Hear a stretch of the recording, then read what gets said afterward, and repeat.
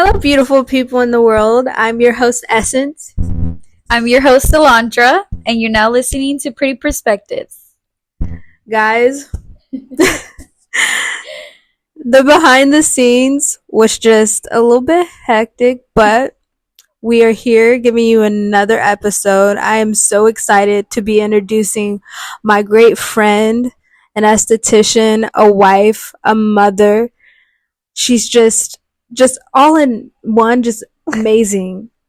And I am so excited today to be introducing you guys to Nina Prasad. She also goes by the Skin Lady Aesthetics. Mm-hmm. And she has done a lot. She's been in the industry longer than me and Alondra, and I'm just Quite some time. Yeah. Mm-hmm. And I'm just so, excited to be, giving her our platform so she can tell her story to you guys. Hopefully this, episode would inspire all of you, whoever's listening. Yeah. Hello, Nina. Hi. Thank you for having me. Thank you for having us. Yes. Thank you. I'm so excited to be here and just share my journey as an esthetician. Been doing this for 12 years now and been through a lot in the industry. So I am ready to, ask away and I will answer you and tell you everything I have to explain for the industry and to inspire others out there and to never stop dreaming and believing in themselves. Yeah. Yes, she should. Yeah. So, our first question to you is how did you get the names the Skin Lady Aesthetics? So, actually, after I went to beauty school, I was looking for a professional email and it just kind of like play on words. Skin, lady skin. I thought of like all these different names. So I was just looking for a professional email. And the Skin Lady just came up. So I'm skinlady90@gmail.com. That's my email. You can get to me on that if you have any other questions. Plug in your IG. Yes, plug in my IG. It's the Skin Lady Aesthetics on Instagram. And then my personal account is skinlady90. So 90, of course, I was born 1990, millennial baby. Yeah. But that's how I became the Skin Lady, and I branded myself in 2023. 2023. Mm-hmm. So recently, Wow. I just branded myself. Wow. Mm-hmm. Yeah. That's great. Yeah. That is. So my second question to you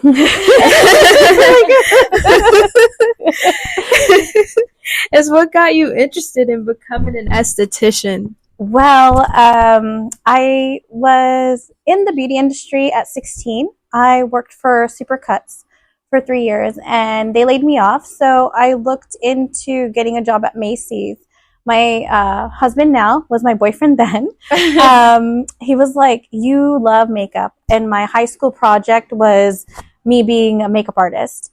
And so I job shadowed a makeup artist here at Creation Salon.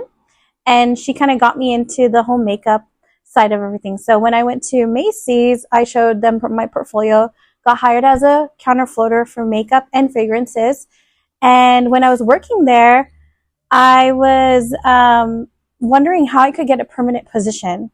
So I met with another coworker there and I was like, how do I get on a counter? Like, Right. I'm tired of being a floater and I've only been working there for like a few months, but I was already tired of it. And I was just You're like, over it I'm already. over it. I want to be a permanent position, And she's like, well, I went to aesthetic school. Had no idea there was even a school for skin. Like, had no idea there was a license, nothing like that. And I'm like, okay, so if they take me seriously, I can have a permanent position.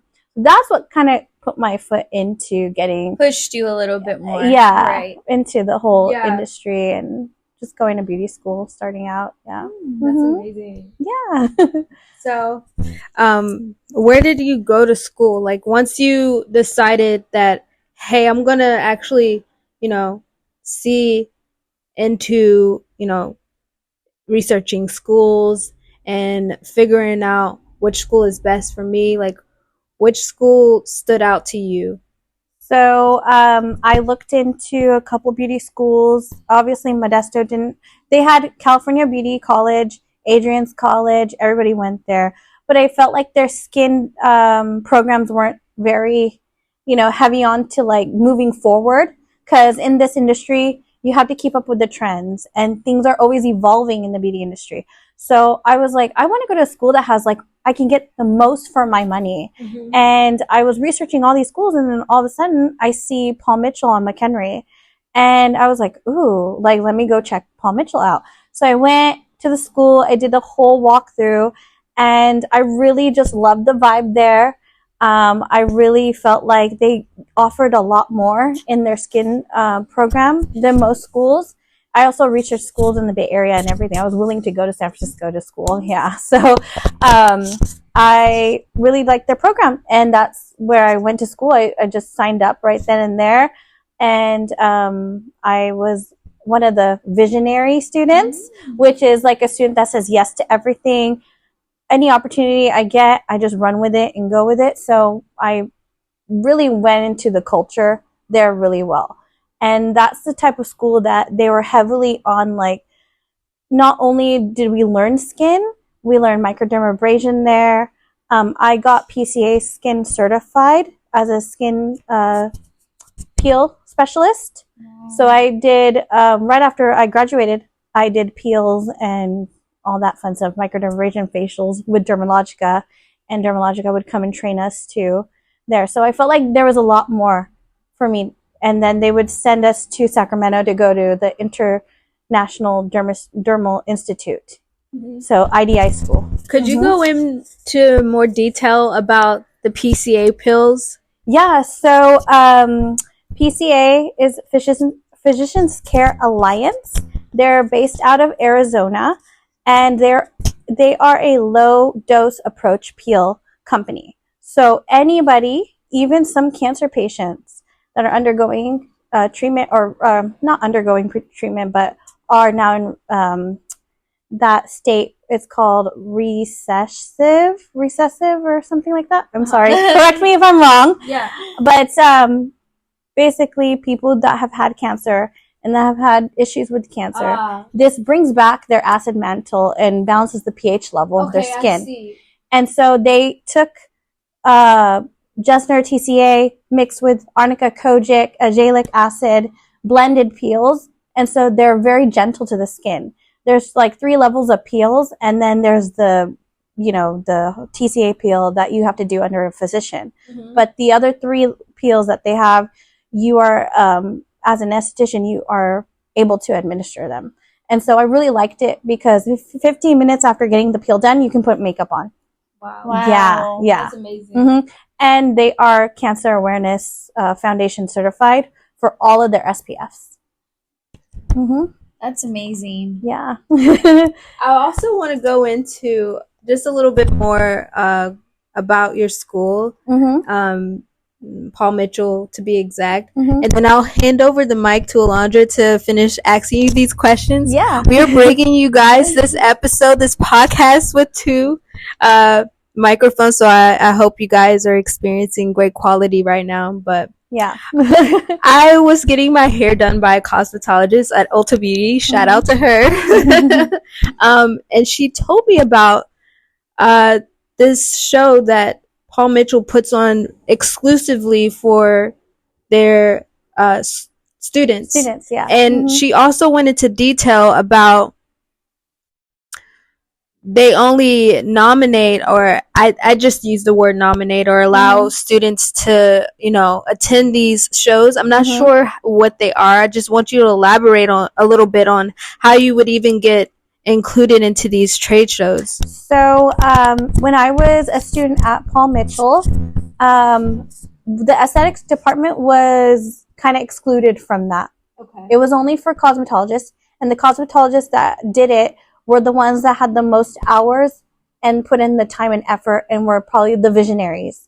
Okay. So they got nominated to go. They were the ones that went to these trade shows. Okay. And they do this elaborate trade show, and they go on stage and they're doing funky hair and color and all this stuff. And it's just amazing. And I was just I was bummed out as a student. I was like, dang, I want to go. Even though I'm doing skin, I would love to just be in that Paul Mitchell culture, but they excluded us out. So I don't really know too much about that, but I know like some students were handpicked by the teachers to go on those trade shows. Okay. Yeah, That makes sense. It's quite a light and I don't know how to put it, but I'm not sure why they would exclude estheticians from that show. I mean, you guys could see and learn so much. Yeah, just by the passion Yeah, that's driven in the beauty industry. That'll inspire them to do more and put in Exactly. more, for their education. Yeah. Thank you for shedding awareness on that. Yeah. I definitely wanted to ask you that to see if, what your perspective it was about that. But hopefully someone at Paul Mitchell here in Modesto would pick up on this podcast and definitely make a change there. All right. The next question is, what did you do after you graduated? Where was your first job? Okay. So, as I was going to school, my fiance, which is my husband now, he's just so supportive, and he's just like, you know what? You should go into business for yourself. Because at Paul Mitchell, they also did like a business course with us. So we would all get into a classroom together, into their like big auditorium, and we would learn from like the, Wayne Claybaugh. He would come up and he would like be on like a Zoom call with us, and he would go over like how the industry worked and how we need to promote ourselves after school so that we can get into marketing for ourselves. Right. That's a lot of us has to do the work in order for our business to thrive. Exactly. And so not only that, even if you work for someone, you got to promote yourself all the time, constantly. Like, hey, I'm an esthetician. I do this. I do that. So I felt like I could do this. So after I graduated, I felt very confident in running my own business. So I started Nina's Waxing and Aesthetics. I got my business license through the city.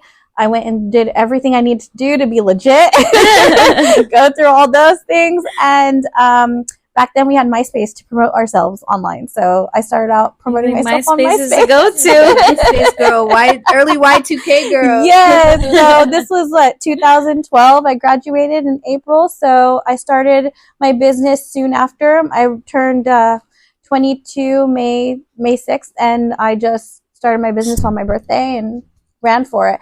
I also was applying for different positions everywhere. So I found a position as a freelance makeup artist for Benefit Cosmetics in Pleasanton. And they called me, they hired me to become their freelance makeup artist. And I would go there 3 times a month, which I was like, okay, that's doable. I can do my business in the day and do the major events. So I worked for Benefit Cosmetics, freelancing for them as I was running my own business. And then I get a call from Paul Mitchell, and it was one of my teachers, and she was leaving, and she was like, I really feel like you could do what I do because you showed so much passion and you showed so much knowledge in everything. And I felt like you were just like one of those students that really like grasped the whole concept of aesthetics. Stood out. Right. And we would love to put you on to night school, teaching night school protege phase. So I went through the phase of actual doing the treatments and the protocols for Dermalogica, and then showing waxing techniques and stuff. So that's what I was doing. I was doing night school, Tuesday through Saturday teaching. I was working at Benefit in Pleasanton 3 times a month, and I was also running my own business. Wow. Yeah. I know. So all at once. Yeah. At such a young age too. Yeah. I was 22. You started out freshly graduated with your license, foot on the ground running. Yeah. That's amazing that all of these opportunities were just unfolding. Exactly. Yeah. I mean, I felt like, because the first day of beauty school, I said, I'm a sponge and I'm here to learn. And I'm really here to hone into this craft. Whatever I do, I go my all in. And I think I've carried that in every aspect of my life. And I just like to see myself succeed. And I envision a lot and I manifest a lot, so these things kind of just came into play. And working for Benefit Cosmetics was kind of like my way of that 19-year-old at Macy's that wanted to get on a permanent counter, like she finally got fulfilled. And the girl that like was going to MJC for radiology was sad, didn't know if that was the right fit, but knew she had a creative mind. Like that was fulfilled going through. You found yourself there. Yeah, right. I did. And I felt like being an esthetician was just not just a job for me. It's just part of me. It's like who I am. Yeah. Yeah. Mm-hmm. Yes. Wow. Yeah. Anything to add to that? No, I'm just very in awe. I really am. Like, your story is just so enlightened, you know, and it brings me happiness to see that you've been doing this for so long that it is possible to keep, evolving and to keep pouring into yourself. Yeah. I mean, yeah, you have to. I mean, you have to keep up with the industry trends. You got to keep up with it, but don't also like overwhelm yourself. Oh no. So it can get overwhelming for sure. Yeah, because you're just like everything's coming out at once. Brow lamination, lashes, like what do I do? Where do I get certified in? You know? So how, where, with who? Yeah, exactly. Listening to you, like you found your niche, and each esthetician in the industry have to do that. They have to find their niche, you know, at whatever they're great in, and just make sure that they love what they do. Yeah. You know, whatever it is. Yeah, I definitely, this is my niche, and it's been going on for this long, and I've been different hats in this industry. Yeah. So as you can see, I've done teaching so far, and then what happened was, you know, it just evolved into different things. So different stages in your life. Yeah, different stages in my life, yeah. Last question. Were there any obstacles during your career? Do you have any advice for the beauty professionals that are listening? Oh, this is a big one, because I have lived many lives. I was a wife at 23 years old, a first-time mom at 24, a second-time mom at 26, now a newly third mom again in my 30s. And throughout the whole journey, I've had so many different life things happen to me. So, I started doing all three of those things in my journey as an esthetician, right from the ground running, like you said. And in August of that year, I got into a really fatal car accident that almost took my life. My whole car was totaled. It looked like no one survived it. It was me and my little Yorkie. In my Were you alone? Yeah, I was alone. It's just me and my dog, but my dog survived, thank God. I was about to ask about your Yorkie. I didn't know that. It was really devastating. It happened here in Modesto. I was on the newspaper for it because the person that hit me was a well-known person in Modesto, and it was just a battle for me because it halted my whole career. And I was also planning a wedding. So I was the mix of both. I was planning a wedding, and I was going through physical therapy, and I was going through a lawsuit. So that's kind of where my career ended from doing all those three. It just like yeah. What advice would you give the girlies listening? Well, obviously you've heard my story, heard a little bit about how my startup was, and if you're on the fence of doing aesthetics, I just hope that these, you know, questions and my answers give you the strength and the courage to just go out there and do what you love to do. And in this industry, we're people persons. Yeah, we are. And we love to give people advice. And I think if you are someone with empathy and compassion, and you feel like you can help someone, this is the right industry for you. And you'll thrive and you'll be successful. Whatever you do, just make sure you give it your all. And that's all I can say is give it your all and love what you do and take care of yourself. Definitely. You know, because we have to take care of ourselves in order to give advice for someone to take care of themselves. And doing spa treatments, it's a lot of giving, and all I can say is if you're that type of person, this is the right fit for you. Yeah. And you should just go out and try everything and be an opportunist. Well, what you said, you give a lot. I quickly understood that once. I'm not sure if anyone that's listening to this podcast in particular, but in our last podcast, Surviving Beauty School, I go into detail on how beauty school, honestly, it teaches you a lot.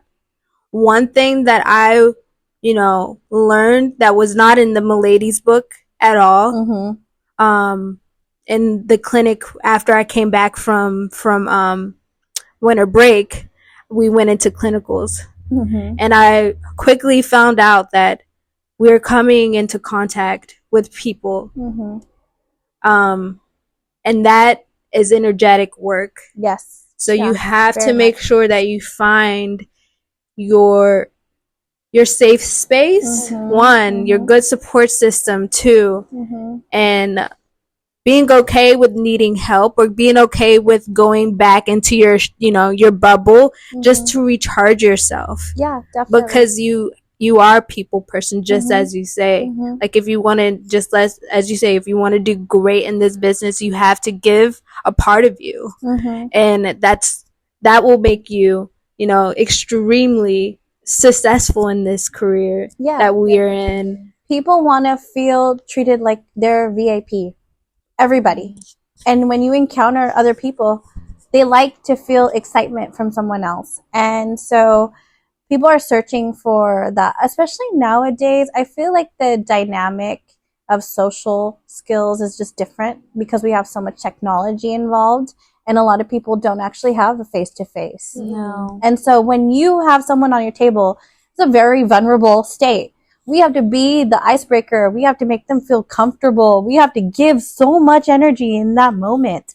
So, the best advice I can give as an esthetician in this industry for as long as I've been in it is that I've always treated people how I've always wanted to be treated.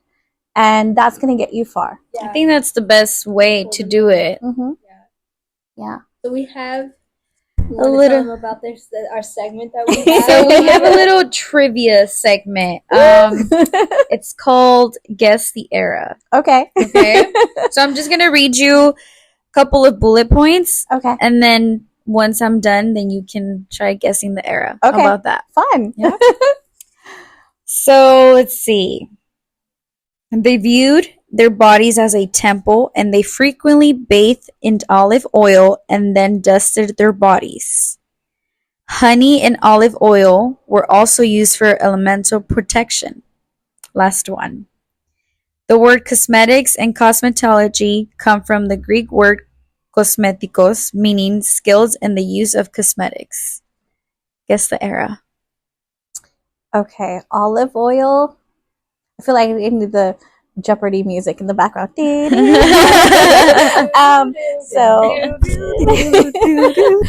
I'm gonna go with Egyptian era. Like, is it Egyptian era?